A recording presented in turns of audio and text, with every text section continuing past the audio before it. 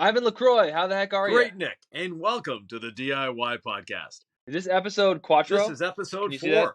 4. How is life on the LaCroix Cruiser? Excellent as always, having fun. We're actually doing projects on someone else's bus these days, but having fun and doing what we do best, which is enjoying life. Enjoying life is what detailing is all about. I know that sounds like a corny segue, but I literally like when I have time off of my full-time Yeah. job, which by the way, I just put in notice. I have been a news anchor for 14 years, detailing on the side, and I'm so excited about Yeah. this that I'm all in. Hey, So congratulations. that's scary. That's exciting. Yes. But when I would take time off of that job, I would just be in my detailing shop. Like I loved that so much. I didn't love running a business, but I love cleaning cars. Exactly. And, that's what we're doing now. So if you've never been with us at the DIY Detailing Podcast, we're here to talk about detailing. We're here to talk about having fun detailing your vehicle. And, of course, the DIY products. But the whole goal of this actually isn't to sell you products. It's more, let's inform people. Let's show them how detailing can be fun by answering their questions, by helping them out. I have a coworker here at the news station who claims to be a DIYer, and he seems to know quite a bit about car cleaning. And I said, "Well, what do you use to clean your car?" And he's like, "Well, I have like a brush that I use." And I was like, "How? Let me teach you, man." He's like, "Well, the brush gets the bug guts off." And I was like, "All right, my friend. All right, Nate. We have a lot to teach you, my Yes. friend." And I was like, "What you can do is you can wet the panel first. You can spray the all-purpose cleaner on there. Don't let the panel dry. Then spray it off again." And then do your regular wash, and that should do a really nice job without you taking that brush just for bug guts and then using it on the rest of your vehicle. There's a lot of ways Yeah. to skin a cat, but we know all the ways, and we forget what it's like to be the guy who's like, "Oh yeah, I have a brush and a chamois. Like I'm really good at washing my own car. I don't take it to the car Yeah. wash." Well, car washes aren't necessarily all that bad, but washing at home is a much, much better way of doing it. First of all, the quality that you'll get from it. The car wash, it's a machine. It does as good as it can, but it's missing spots. It's not loving the car as it's doing it. It's just there to, get the dirt off. Whereas cleaning at home, there's a lot of ways to do it differently. And, you mentioned spraying APC on the bugs before. Another way of doing it, if you're using a rinseless wash, you spray the rinseless wash solution on it, wash the rest of the car, and when you come back to the front end, those bugs are emulsified. They come off quite easily. And our rinseless wash has emulsifiers in it. Right. Like it's really good. I love hearing from people who've bought it so far, Yep. and they've tried a lot of these rinseless washes out there. John is one of them actually. John just messaged me on Instagram, and he was telling us that he was loving it. I'm gonna find his last name because John's awesome. And, John Weisenant. Thank you, John. We great. appreciate you, And man. on the last podcast, someone asked a really good question saying, you've been telling us all these years that a rinseless that foams isn't a real rinseless. Well, in the pro detailing world, I'm sort of known as a rinseless guy. Oh yeah. Been around rinseless for 20 years now. So rinseless washing is not a new thing. It's been around for 20 years. It does what it's supposed to do. And there are some companies that are a little unscrupulous and they try to make a rinseless out of a soap. And you could take any soap, dilute it to a rinseless wash solution, and it will wash your car. It's not the safest way of doing it. It's not the best way of doing it. But a true polymer rinseless generally doesn't suds. Now, we have a true polymer rinseless, and it doesn't suds like our incredible suds soap in no way, shape, or form. But you can put it in a foam cannon to apply it to your vehicle before. And it's going to give it, a bit of suds, but not what you're expecting in terms of a soap. But it does do a great job. So just in case people don't even know what a rinseless wash Yes. is, I know we have a broad spectrum of detailers on here or people who are just starting out. So a rinseless wash is a little different than a soap. A soap, we pre-rinse before to get all the big stuff off. So you'll hit it with your hose or, maybe your pressure washer if you have one. And then you apply the soap and then you rinse the soap away. Then you dry the vehicle. Well, with a rinseless wash, you save one of those steps, and that is rinsing the soap away.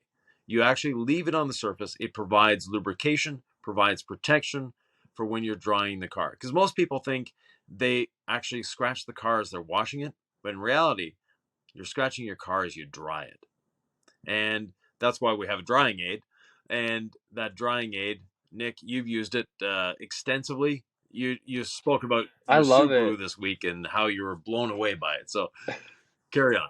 I called Ivan. I was like, "Man, this rinseless wash, like, it has such great emulsifiers in it that when I pre-sprayed it, I had this old like foamer that I pumped up, and it didn't foam a ton. So, like you said, it's really not a foaming Right. rinseless wash, and most of them out there are not that.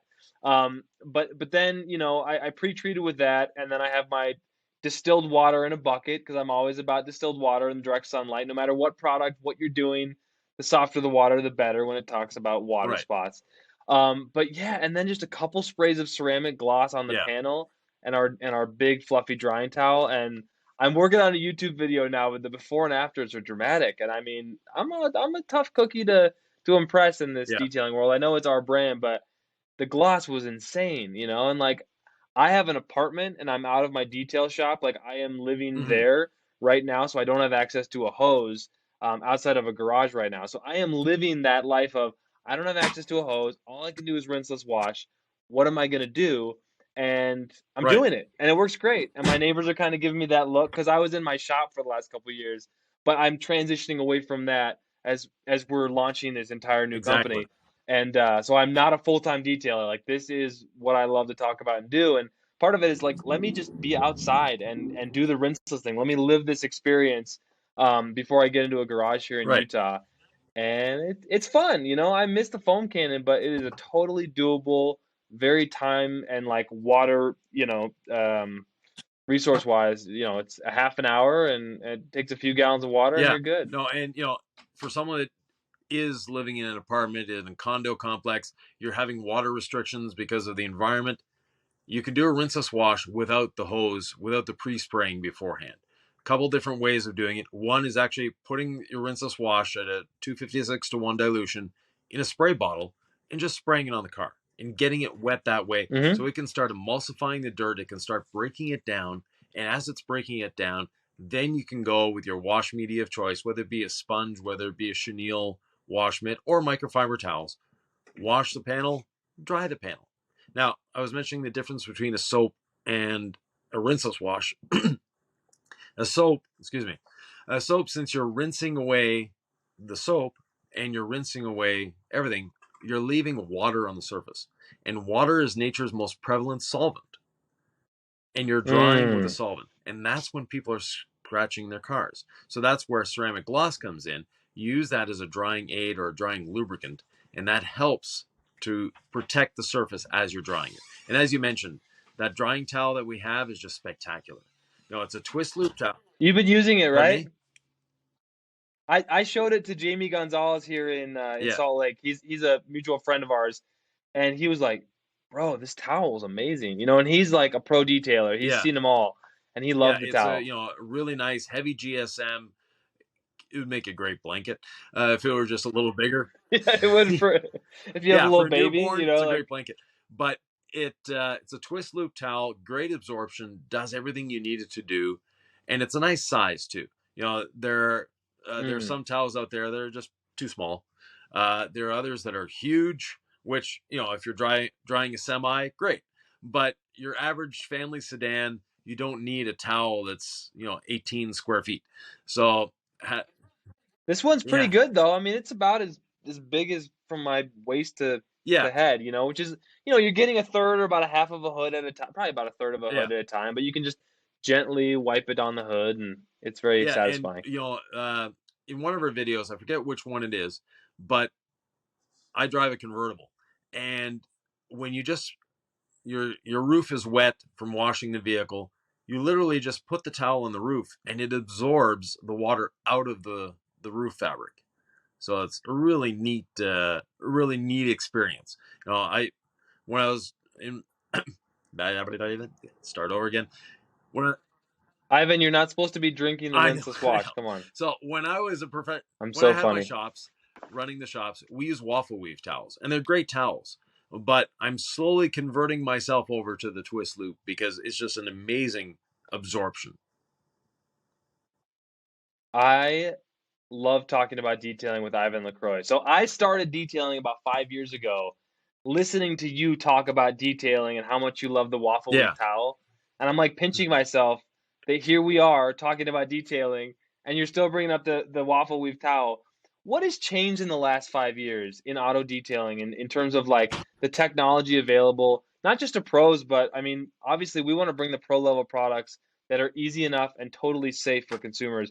What has changed in the last 5 years in terms of a products? lot has changed, and for the better.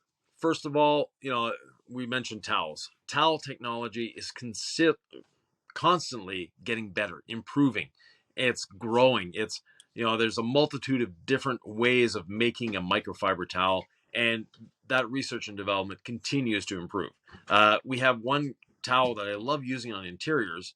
I call it the stripe towel, but it's the blue towel that Yep. has an area where you've got a terry finish to it, and then you've got basically like they shaved it off. So it looks like lines in carpet, and I know you used to do carpet lines. So Yeah, I'm a former professional yeah, carpet cleaner and auto detailer in those right. trenches, so I've Yeah, done it all. But yes, yeah. back to the So towel. towels are great, and the technology is changing, and the technology in products is changing as well.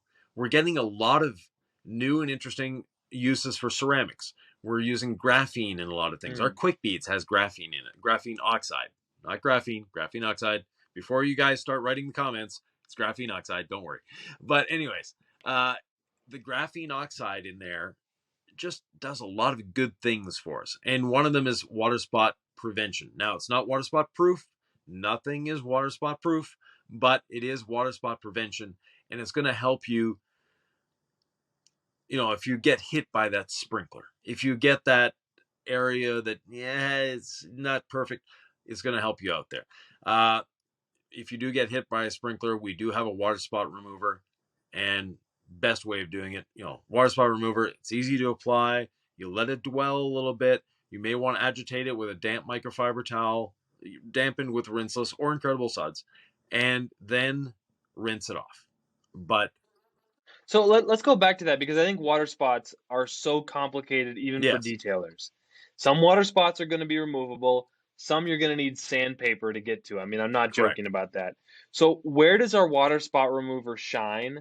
And what is the very detailed, easy to understand process for me sitting at home?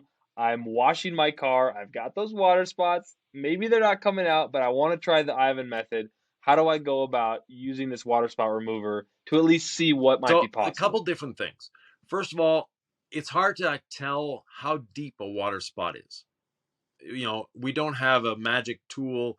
You can use an electron microscope if you want, but it's a little hard to hold over your hood.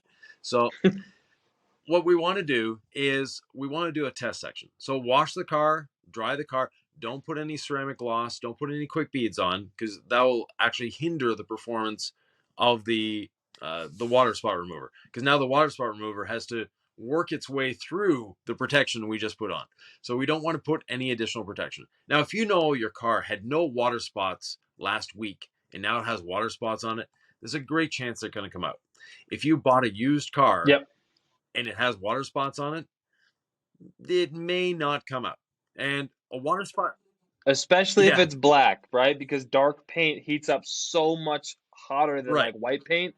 So when water's on there and all the yeah, minerals bake in, you're gonna get some right. nasty water And spots, if we can especially. imagine what a water spot looks like, so we have that beautiful water droplet sitting on the paint, and on the outer surfaces of that water through capillary action, the minerals that are in the water go to the outside, and then that beautiful black paint. And I drove black cars for 30 years, so I'm a fan of black paint. But that black paint heats up incredibly a lot. And that little water bubble, Hmm. the water evaporates, but the minerals work their way in and they stay there and they stay on the surface of the paint. The longer they're allowed to stay, they actually work their way into the paint. Now, if you have a ceramic coating on your car, they're going to work their way into the ceramic coating and protect the paint. But again, you just bought a beautiful used car. It's exactly what you wanted, except it has water spots on it. Try a little section Hmm. with the water spot remover, and you have to be patient with the water spot remover. It's not a spray it on and, oh, amazingly, they're gone. No. Uh, put it on, let it dwell, maybe agitate it a little bit, then rinse it off. And if you really cordoned off that test section, then you'll be able to see, is there an improvement before and after. If there's no improvement, then we're dealing with water spots that are a little more tenacious. And you mentioned sandpaper. Unfortunately, some water spots go to that point. If those minerals are allowed to sit on there and they just keep baking in deeper and deeper and deeper into the paint, then there's nothing that's going to get rid of them. And professional detailers make the mistake of, oh, I'll just polish them off without using a water spot Mm. remover first. And if you have the tools to polish and you can polish, great. But you always want to use a mineral remover or a water spot remover before polishing. Because all you're going to be doing when polishing is actually driving those minerals deeper into the paint instead of removing them. And you drive them deeper actually into the clear coat, but you drive them deeper into the clear coat, and in a couple days, they surface again, which is not fun. And, I coach professional detailers all the time, do trainings and all that. And I get this question a lot. It's like, I polished this car. It was perfect when I was done. The customer is telling me that they stored it in the garage, but it can't be because it's got water spots all over it now. And you could get an affidavit, you could get a legal representative, film, even surveillance cameras that this car actually never did leave the customer's garage, and it has water spots all over it. That's because the detailer didn't remove the minerals before doing the polishing. And honestly, Ivan, the guru, I often didn't Yes. listen to you when I was a detailer. I said, I'm like, Ivan knows what he's talking about, but I'm gonna do it my way, right? This is one of those where like you believe what you see, and when the water spots go away, you're like, what does Ivan know? Like he's got the mustache. He doesn't know what it's like to be in these detailing trenches. And then sure enough, the water spots because you see them go and you're like, maybe I know something this guy doesn't. And it's like, no, Yeah. they come back. And what I've noticed too is if you remove them without doing a water spot remover first, what'll happen is when they're in direct sunlight, like when the sun beats down on the car, the water spots come back. Why is that? Again, the minerals surface, and the hotter the surface, the paint becomes more malleable. Now, paint doesn't soften, paint doesn't move around on the car. It's plastic. Basically, clear coat is plastic. But as that surface of plastic heats up, the minerals now can resurface. Because when you're polishing, you're creating a little bit of heat, even though it's on a micro level, and you're basically camouflaging those water spots. They're going in, the minerals are going in, and oh, they're gone. I know something he doesn't know, right? And then a couple days later, whoa, they're back. And the hotter it is, the faster they're going to come back. Now, a lot of people, if you're driving a white car, you probably don't know what a water spot is because there might be some on your windows. You won't have any in your paint because white paint doesn't get hot enough to create water spots. But the darker the color, the hotter it gets. And next time you're in a parking lot, feel a dark car and feel a white car. If it's a true white car, the temperature of the steel or the temperature of the paint will be the same as the ambient temperature. So if it's 80 degrees out, that paint's going to be 80 degrees. But on a hot sunny day, feel the black car and it's a lot more than 80 degrees. Oh my gosh, Yeah. I have a question for you. If you had a choice, and I want to say money's no option, but if money's no option, then you probably don't care because you could just get the water spots removed or the scratches fixed. But I don't know, just if you had the ability to pick any paint color on a car, and I don't quite know what the hypothetical here is, but what do you think the best paint color is? Because you go all the way to white and it hides the scratches and the water spots are less likely because the paint doesn't get as hot. You go all the way to black and it's the most beautiful when it's pristine, but it shows everything. I tend to live in sort of that silvery gray, maybe light blue area where I think that's a nice color. What do you think the best bang for your buck in terms of enjoyment and then like ease of clean and maintenance and scratches and appearance when it's dirty? What's your favorite color of all of our car Well, my paint? favorite color is, a nice red. But that being said, in terms of ease of maintenance and not showing, not hiding things, a nice metallic silver, nice metallic gray, will do the job. Now, Mm. if you get like that Nardo gray from Audi, and there's a few other companies putting out that flat gray, it basically looks like, excuse me, like clear coated primer. Uh, that shows Mm. everything. Black paint, I've always, when customers were asking me, oh, I'm buying a new car, what color should I get? First of all, get the color that excites you the most. But if you're looking from a practical Yeah. standpoint, white is a one night stand, black is a wedding. Uh, you're married to your black paint. Wait. Yeah, Oh, okay. I was yeah. like, where are we No, going no. with this? Okay. Black paint Okay. is a Okay. constant. You wash a black car, and 5 minutes later, it's done. You need to start over again. There's this once, You need to yeah, start therapy right right. away Your with the one black speck paint. of dust lands on the car, and oh, it's ruined. It's not ruined, but you know what I mean. Whereas a white car, Yeah, I know what you mean. drive it for 6 months, take it through the car wash, and it looks good. Now, It does. It looks good. I don't know if we're gonna keep no, with the no, yeah, marriage metaphor here or whatever, but I know what you mean. Like a white car can be pretty nasty looking and yeah, actually look good. I mean, if you look it up close versus, 20 feet away. Like if you like for instance, okay, product plug. If you were to wash the car and then put, ceramic gloss or drying aid, which is freaking awesome by the way. Like the gloss is yeah, great, the beading is great.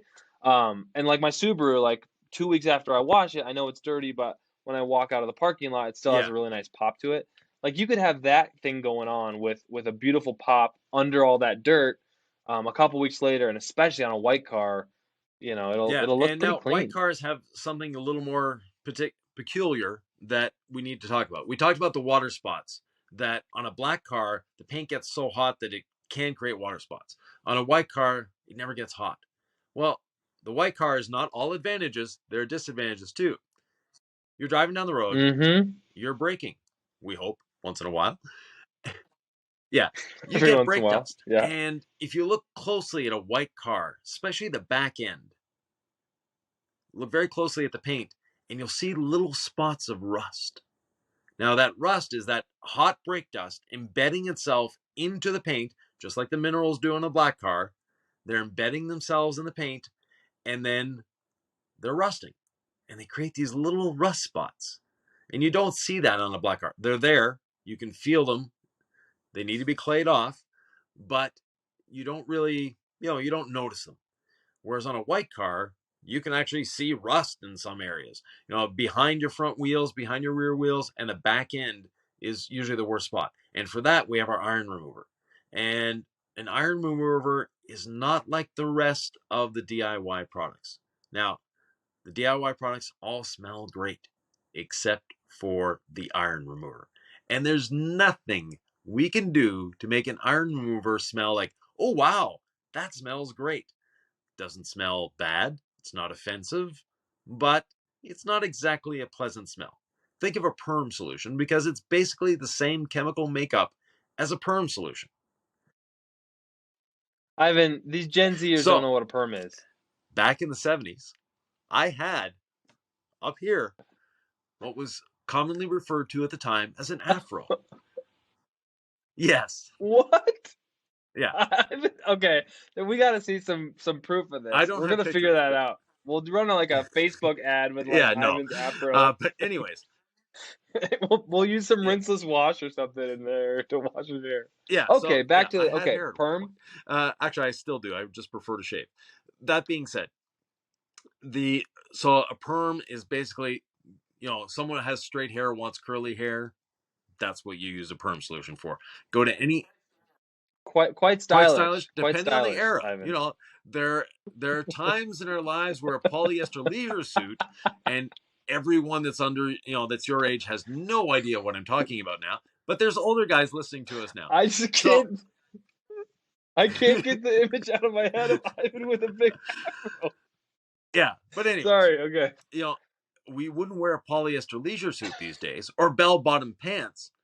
But in the 70s, those were popular. And if you had blue bippies, and people that are old enough to know what blue bippies are, the rest of you, you're on Google right now going, what the hell are blue bippies? You'll find out.